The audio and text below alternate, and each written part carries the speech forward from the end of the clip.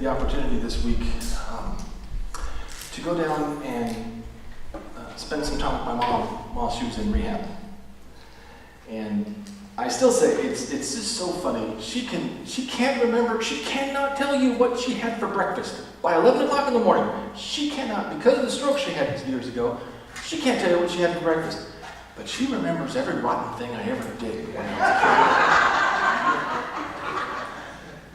And I shared with her, I was telling her how we were laughing about something, and I said, I only got one detention in high school. I only got detention one time. It was because me and Jerry Moore decided we were going to take our choir director's desk and put it on top of the lockers in the band room. And it worked. We got detention. And she said, no, you got detention twice. And she reminded me. And it was one of those times, and I'm sure none of you have dealt with this before, but when a thought and words come to your mind and they come out of your mouth before you have a chance to stop them, you've ever had that happen? There's people, I know there's people that happen every once in a while, and there's some people who have it happen more than often than that. But then there's people like me and Joe, we've gone pro. And the announcements were a good example of it. But I think I was a sophomore in high school, and Mr. Desigan, I had Mr. Desigan's class, and he did not like me. He was not my fan. And so that just kind of goaded me on, and several of the kids in class had cheated on a test that he caught him. So he was just ripping the whole class up and just chewing us all out. And he said, what kind of an idiot do you take me for? What kind of idiot are you? It was just out there before I had a chance to stop it. And I got detention. Well, I tell you that to tell you this. I've learned, I think I've grown in the last 35 years. I think I've grown.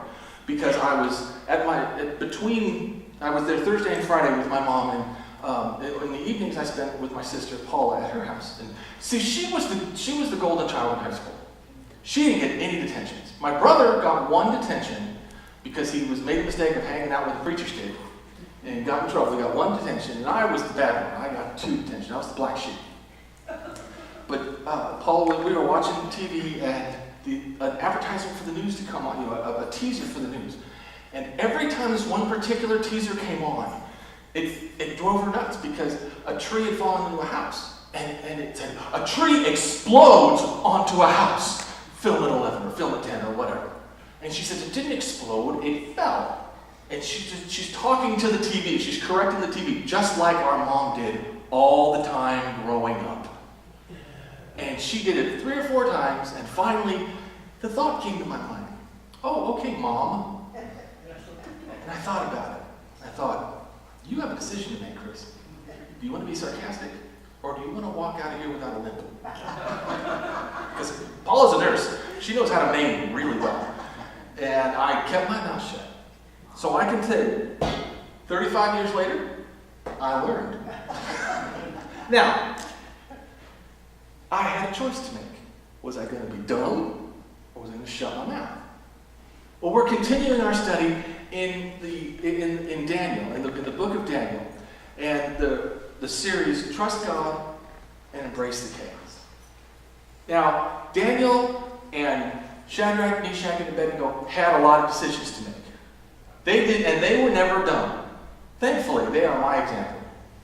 They had a lot of decisions to make, and we've covered the first 3 chapters.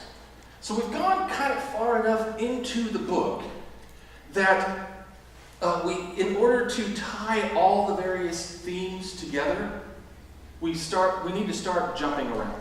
We're going to be in chapter 6 today. But while the stories in Daniel are very straightforward and they're wonderful, they're favorite stories of Sunday school, in reality, the depth and the complexity of this book is astounding. And it's wonderful when you really get into it. Now, the overall theme that I've said several times, the overall theme of Daniel is God is sovereign. God is in control. And you can break Daniel up into two separate parts. Chapters 1 through 6 are stories about Daniel and his friends. And then chapters 7 through 12 are about Daniel's visions and a lot of prophecy. And we get a lot of the end times prophecy from Daniel. So we've done chapters 1 and 3. They're stories about God's faithfulness during the times of trial. Today in chapter 6 is the third of the stories about faithfulness. Now next we'll look at chapters 4 and 5, and those discuss human pride and God's redemption and punishment. And we've already looked at chapter 2, and that ties into chapters 7 and 9. So it can get confusing. So we're just going to go with chapter 6 right now. Chapter 6 is the story of Daniel on the lion's den. Arguably one of the favorite ones in all of in the book, in Sunday school lessons. And probably second only to the story of Jesus' birth. Because you never see any pageants about Daniel in the lion's den, but you see a lot of pageants about Jesus' birth. So last week we looked at chapter 2, and that was the second of the faithfulness trials with Shadrach, Meshach, and Abednego. And I was reminded this week, Rakshak and Benny. So I think I might call them Rakshak and Benny. It's just easier. It's just easier. But they defied Nebuchadnezzar, and they would not bow to his idol. And he threw them in a furnace to burn them alive. But they didn't burn. They not only didn't they burn, he took them out and he promoted them. So now we're in chapter 6. We've jumped ahead. We've gone from chapter 3 all the way to chapter 6. So we have to do a little bit of catching up. Babylon is gone. There's no more Nebuchadnezzar. Daniel is now serving in the Medo-Persian Empire. They have taken over. And King Darius is in power. Now, the literary styles between chapter 3 and chapter 6 are pretty much the same. Now, it means that the story is told in the same style. It does not call into any question the validity and the truthfulness of the story like a lot of people want to say. It does not call into question the truthfulness of Daniel in the lion's den or Shadrach, Meshach, and Abednego. It just means that Daniel, when he wrote the book, chose to tell it in the same way. And there are quite a few similarities. There's jealous colleagues, there's plots and accusations against our heroes, there's impossible danger, there's rescue by an angel, royal decrees, and in the end, prosperity for those who are faithful to God. And also there's the same group of people are causing the trouble. It may be different empires, but the wise men, the sages, the people who are in charge are the ones causing the trouble for our intrepid hero. And also, both have decrees that are issued to and addressed to peoples, nations, and men of every language. So to the entire empire. But the main difference is we want to make sure to point out. There's differences between chapter 3 and chapter 6. First of all, chapter 3 is talking about public worship. When we get this Rakshak and Benny, they're at a big worship service to worship this 90-foot idol, where you'll find out in chapter 6, Daniel is in private, and he's worshiping in private. Secondly, in chapter 3, Nebuchadnezzar issues the decree that everybody has to worship this idol and bow down to it, or they get thrown in the furnace. Where in chapter 6, Darius is really manipulated into issuing this decree. And finally, Nebuchadnezzar is haughty and pompous, and he is issuing a direct challenge to God's authority over the earth. If you remember, he had the vision the dream in chapter 2 where he was told by God in no uncertain terms, "You're not the biggest power in the world, I am." And so in chapter 3, he decides he's going to challenge that and show God and everybody else just how powerful he is. Whereas Nebuchadnezzar is haughty and pompous, Darius shows genuine concern for Daniel. He tries to get him out of it. So that's kind of a preview and the differences between chapter 3 and chapter 6. So chapter 6 is not a long chapter. It's about 28 verses. And it does have a very ugly R-rated ending that we don't hear about in children's Sunday school, that we'll get into today. But if you look at chapter 5, verse 31, that sets the stage. Darius the Mede took over the kingdom at the age of 62. That sets the stage for chapter 6. Daniel was over 80 years old when Darius took over. So Darius took over, and he divided the kingdom into 120 different provinces. And he put a governor over each province. And then he put Daniel and 2 other men in charge of those governors to kind of wrangle them. And in verse 3, we see Daniel soon proved himself more capable than all the other administrators and high officers. Because of Daniel's great ability, the king made plans to place him over the entire empire. Daniel did such a great job that Darius was going to put him in charge of everything. And his co-workers were going to have none of that. So they looked for a way to discredit him. They wanted to show that he could not be trusted with this massive promotion. But they couldn't find anything. He was too capable, he was too good, he was too godly. Verse 4 says he was faithful, always responsible, and completely trustworthy. So, since they couldn't find anything in his professional life, they couldn't discredit him in his professional life, like good muckrakers, they looked into his private life. Now these guys knew Daniel. They had worked with him. They knew he was a Hebrew. And they most likely were familiar with his religious practices and probably knew that he prayed 3 times a day to God. So they came up with an idea that would get him in trouble. We look at chapter 6. We're going to start with verse 6. Chapter 6 of Daniel. So the administrators and high officers went to the king and said, "Long live King Darius. We are all in agreement. We administrators, officials, high officers, advisors, and governors." Keep all those people in mind. That when we get to the R-rated ending, keep all those people in mind. We are all in agreement, administrators, officials, high officers, advisors, and governors, that the king should make a law that will be strictly enforced. Give orders that for the next 30 days, any person who prays to anyone, divine or human, except to you, your majesty, will be thrown into the den of lions. And now, your majesty, issue and sign this law so it cannot be changed, an official law of the Medes and Persians that cannot be revoked. So King Darius signed the law. The fact that he signed the law is important too, because that made it official. He could issue a verbal decree and then turn it over anytime he wants to. But he issued a written decree and signed it and probably sealed it with his signet ring. So that could not be changed.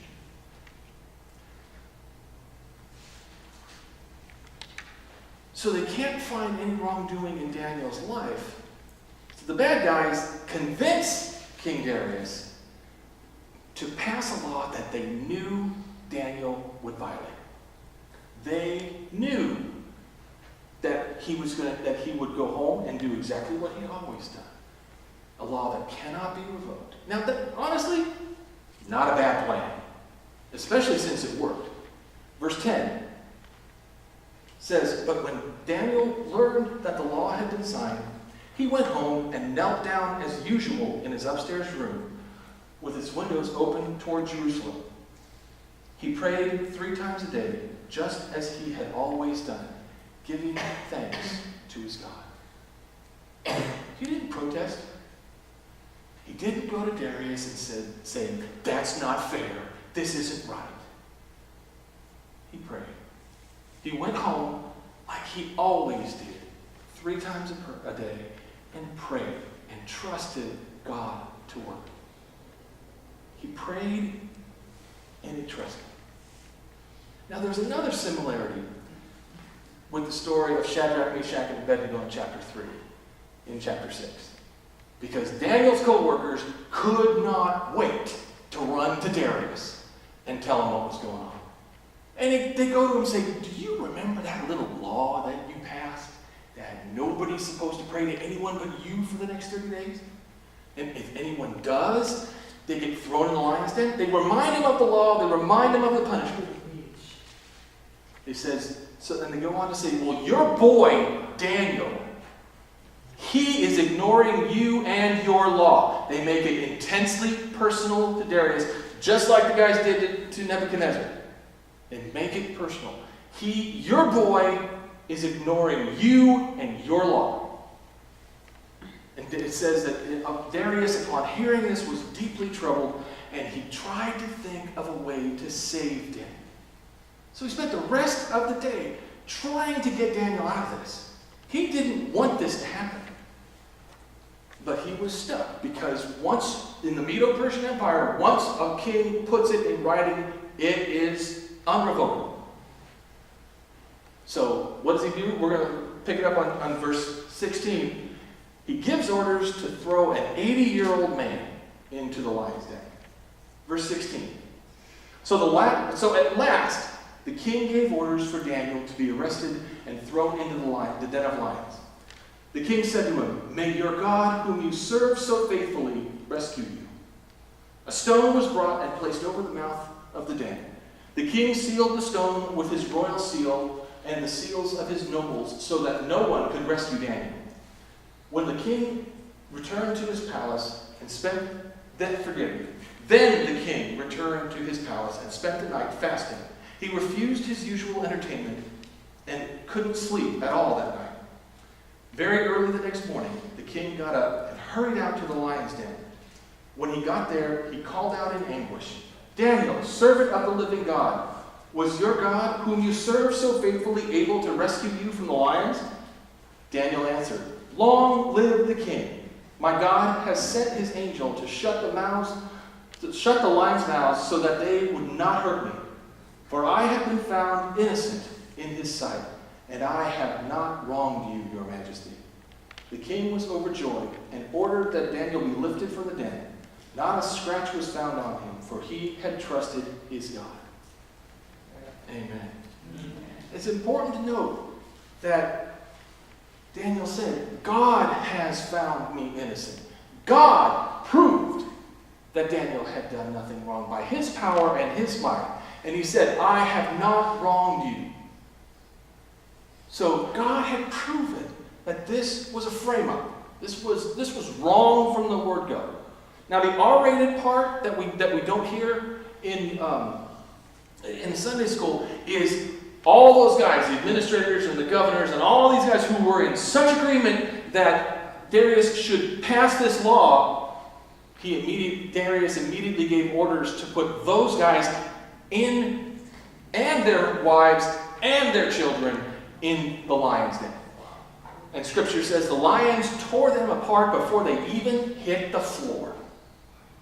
Now, that's R-rated. That's an ugly picture. But it's also the consequences for messing with God's people. Either in this life or the next. You hurt, you mess with God's people, he will have his vengeance. It's just in this particular case, we get to see what happened. So now we have 3 stories. Same 4 guys. Dan, Rack, Shack, and Ben. 3 times, chaos has broken out in their lives. Chapter 1, all 4 were captured and deported to a foreign land. They restricted their identity, but they stayed faithful to God in how they ate. And they showed the chief of staff and the guard that guarded them 24/7 that God is faithful. In chapter 3, Shadrach, Meshach, and Abednego, they didn't bow to the idol. They were thrown into a furnace, and it didn't burn. Why? Because God sent an angel with them. And he showed Nebuchadnezzar not only the faithfulness of God, but the power of God to save. And then in chapter 6, Daniel didn't stop praying. He defied the law and didn't stop praying. And Darius also was shown the power and the faithfulness of God. 3 tests of faithfulness to God in the face of uncertainty and dire consequences. 3 tests of trusting God in the midst of chaos. But also, forgive me, as I said, the overall theme of the book is the sovereignty of God. God will do what he will do. God will be what God will be. But also there are two other themes that are specific to this story here, to these 3 stories that they all have in common. First of all, God has power over death. Absolutely. In each one of these incidents, death could and really should have resulted. They risked death by disobeying orders and not eating the required food. And then that was in the first one. And in the other 2, the execution was carried out. They were thrown into the furnace. He was put into the lion's den. God didn't save Shadrach, Meshach, and Abednego from the furnace. And he didn't save Daniel from the lion's den. He saved them in it and through it. God intervened to save them in the midst. God chose not to allow his faithful followers to die. But understand that these stories don't indicate that every person should expect to be rescued from danger. When we get into true biblical faith and our faith in God, you know that suffering and death do come to faithful followers. If you look at Acts and the early followers, and most of the disciples were martyred for their faith. Stephen and James, the brother of Jesus, they were stoned to death. Paul was beheaded in Rome. And the apostle Peter was crucified upside down. Talking about R-rated. That's vicious and nasty stuff. And many since then, they were thrown to lions, they were burned alive, and death by the sword. When you really start studying the martyrs for the faith, things get ugly really fast on how that people chose to kill them. And it still happens today. Other religions and other governments are still killing Christians today. And if you doubt that, think of ISIS. Think of North Korea. Think of China. It's still going on today. God, for his reasons, does not always preserve life. But for Daniel and for the others, God brings life where there is death, where there should be death. And he shows that he is the living God. And he is the sustainer of life. He is a sovereign God. And he chooses when to spare life. And he chooses when to allow life to be taken. Now, unfortunately, this is one of the hardest truths that we have to learn and we have to face in our journey with God. God has power over life and death. And God will be what God will be. Secondly, all 3 of these stories show that God's people are his images to the world. King Darius defined God on the basis of what he saw in Daniel's life. The active hand of God manifested in Daniel's life showed the king that God is a living God. Everything about Daniel's life illustrated God. I have a good friend that just had an article published. And in it, he talked about how we are made in the image of God. And he points out that in the ancient world, most of the people in a kingdom, especially if it was a vast kingdom like the Medo-Persian Empire, most of the people in the kingdom would never actually see the king. They knew he was out there somewhere. But he was more of an impersonal force than an actual person. So it was customary for kings to put their image on coins. They would commission statues or portraits, and they were to be placed in all the various towns and provinces throughout the kingdom. And these images would bring a degree of reality. They would put a face with a name and make the king more human. Daniel was the image of God to the kings he served under, as well as to others. He made God human. He displayed the beauty of God. In a quote, it says, "The God of the universe is not represented by objects of metal, wood, or stone, but by living, breathing, free agents who care for God's creation. So if we look once again at the examples in Daniel, chapter 1, Daniel asked not to eat the food. He showed respect, and he asked. First he asked the chief of staff. He didn't necessarily say no, so they went to the guard. And the guard was willing to help. In chapter 3, Shadrach, Meshach, and Abednego, they didn't protest or make some massive speech. They simply stood. They didn't kneel. They didn't bow to the idol. And when they were questioned by an angry and condescending King Nebuchadnezzar, they didn't respond in kind. They had nothing to lose. Honestly, they've already been condemned. They had nothing to lose. But they didn't respond in kind. They simply stated, "We want to make it clear to you, Your Majesty." They even called him Your Majesty. "That we will never serve your gods or worship the gold statue you have set up." And here, in Daniel in the lion's den, I think in response to this decree, Daniel's response was the most godly of all. He simply went home and prayed. He went home and prayed.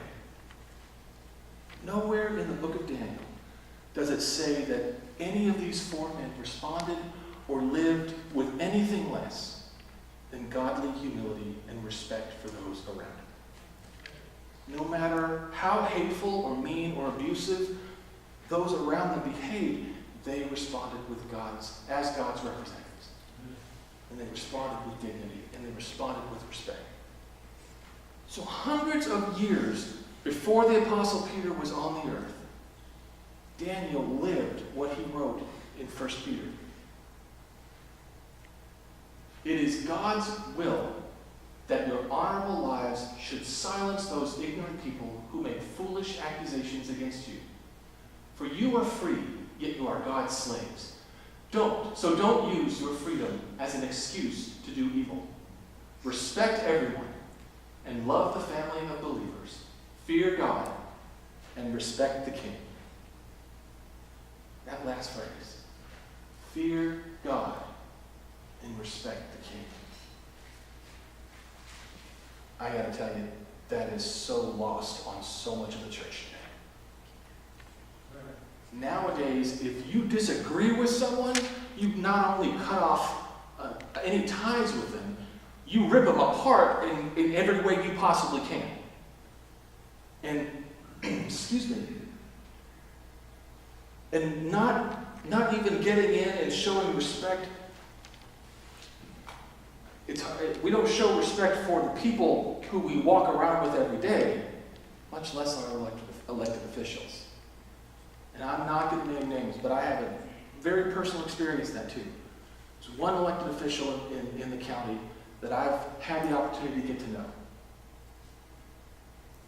And before I met him, I didn't like him. I didn't like what he did, I didn't like what he stood for. But I've had a chance to work with him. And you know what? It's a lot easier to respect somebody when you listen to him. And I still don't agree with a lot of what he says, but I like him, and I'm proud to call him a friend. It's respect. It's respecting others that is so lost. Fear God and respect the king. And you could take king away and respect others. And now in Jesus, we have the perfect image of God. He was on the earth. He is the Savior. He is Lord of all. He is God. And He was God on earth. And just like Daniel was the image of God for Darius in his kingdom, we are the image of Jesus to a lost and dying world. We are representatives of Jesus. And how we represent Him matters. Daniel and Shadrach, Meshach, and Abednego, and we get into Esther and Mordecai. They represented God in the midst of uncertainty and chaos. Paul told Timothy, "Do not waste time arguing over godless ideas and old wives' tales."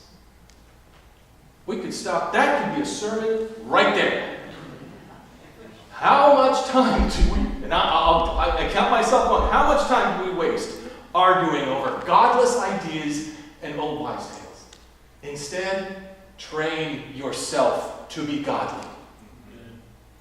Physical training is good, but training for godliness is much better, promising benefits in this life and in the life to come.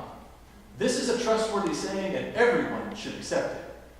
This is why we work hard and continue to struggle, for our hope is in the living God. Amen. Amen.